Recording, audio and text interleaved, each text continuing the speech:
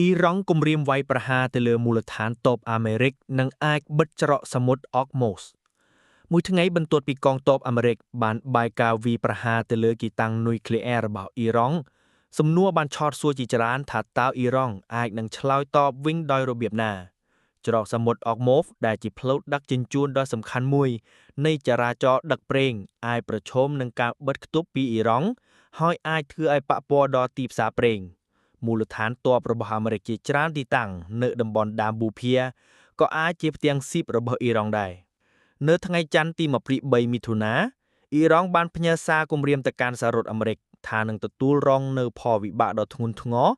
និងឈឺចាប់បំផុតដោយសារតែទង្វើរបស់អាមេរិកបានវាយប្រហារមកលើទីតាំងនុយក្លេអ៊ែររបស់អ៊ីរ៉ង់នៅក្នុងវីដេអូផ្សាយដោយទូរទស្សន៍ជាតិអ៊ីរ៉ង់លោកអ៊ីប្រាហ៊ីមសុលហ្វាការីអ្នកនាំពាក្យកងទ័ពជាតិអ៊ីរ៉ង់បានប្រកាសថាទង្វើរបស់អាមេរិកបានមកបើកផ្លូវឲ្យអ៊ីរ៉ង់អាចកំណត់កម្មវត្ថុផ្ទាំងស៊ីបវាយប្រហារដ៏ស្របច្បាប់និងអាចធ្វើឲ្យសង្គ្រាមរាលដាលក្នុងតំបន់អ្នកនាំពាក្យអ៊ីរ៉ង់រូបនេះបានគំរាមទុកមុនថាកងប្រយុទ្ធអ៊ីស្លាមនឹងបើកប្រតិបត្តិការវាយប្រហារជាមួយនឹងកម្លាំងខ្លាំងបំផុតវាយឆ្មក់មិនឲ្យដឹងមុននិងទៅលើទីតាំងគោលដៅចំបំផុតចំណែកកាលពីល្ងាចថ្ងៃអាទិត្យវិញលោកអាលីអាក់បាវីឡាយ៉ាទីទីប្រឹក្សាពិសេសរបស់អាយ៉ាតូឡាអ៊ីរ៉ង់បានប្រកាសថាចាប់ពីពេលនេះទៅគ្មានកន្លែងណានៅតំបន់ដាមប៊ូភៀដែលអាមេរិកអាចនៅសុខបានតទៅទៀតទេក្នុងន័យនេះមន្ត្រីអ៊ីរ៉ង់ខាងលើបានគំរាមទុកជាមុនថាអ៊ីរ៉ង់អាចនឹងបើកការវាយប្រហារទៅលើមូលដ្ឋានទ័ពរបស់អាមេរិកនៅតំបន់ដាមប៊ូភៀសូមបញ្ជាក់ថានៅតំបន់ដាមប៊ូភៀជុំវិញអ៊ីរ៉ង់គឺមានមូលដ្ឋានទ័ពអាមេរិកជាច្រើនទីតាំងក្នុងនោះមានដូចជាមូលដ្ឋានកងទ័ពជើងទឹកអាមេរិកនៅបារ៉ែនដែលមានបញ្ជាការដ្ឋានដ៏ធំមួយនិងនាវាចម្បាំងនាវាឡាប៉ាធំជាច្រើនគ្រឿងនៅអ៊ីរ៉ាក់បច្ចុប្បន្នមានទាហានអាមេរិកឈរជើងចំនួន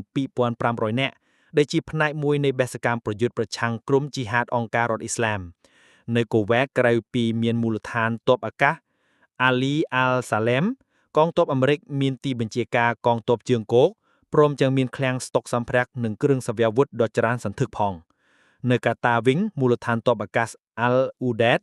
ជាមួយនឹងយន្តហោះចម្បាំងយន្តហោះស៊ើបការយន្តហោះផ្គត់ផ្គង់និងយន្តហោះជម្លៀសកងកម្លាំងជាដើម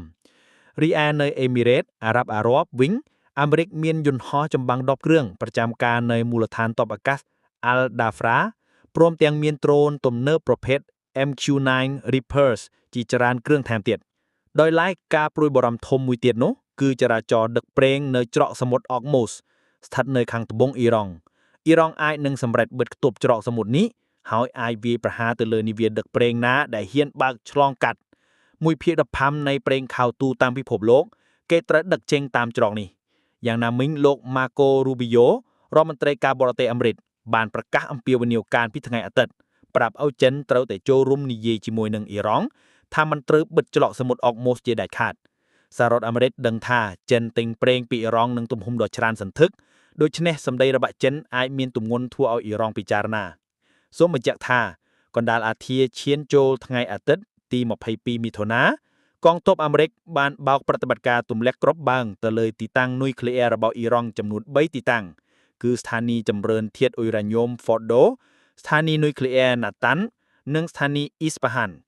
លោកដូណាល់ត្រាំបានធ្វើសន្និសីទកាសែតអះអាងថាទីតាំងនុយក្លេអ៊ែរធំទាំង3របស់អ៊ីរ៉ង់ត្រូវបានកំទេចទាំងស្រុងហើយ